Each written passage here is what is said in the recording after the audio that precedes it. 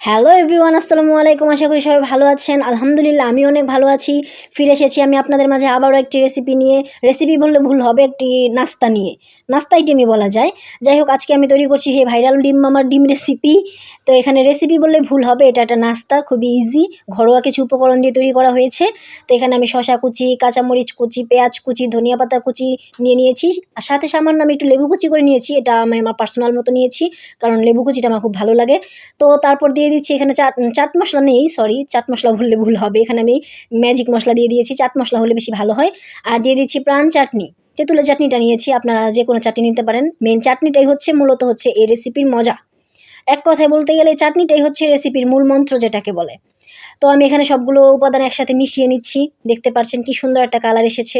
ভিডিওতে কেমন দেখা যাচ্ছে জানি না, বাট খুবই সুন্দর কালার, গ্রান হয়েছে, খুব ভালো একটা গ্রান এসেছে।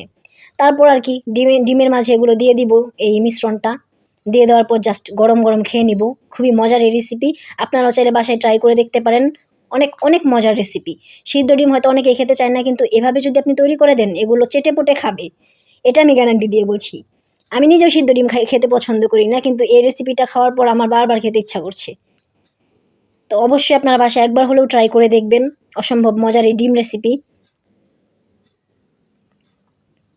সবচেয়ে বেশি মজা হয় এই চাটনিটা, আর হচ্ছে নিচে যে পানি যে জমেছে, পানি বললে ভুল হবে, এটা হচ্ছে শসা বা হচ্ছে চাটনির একটা লাস্ট মিশ্রণ যে সেটা।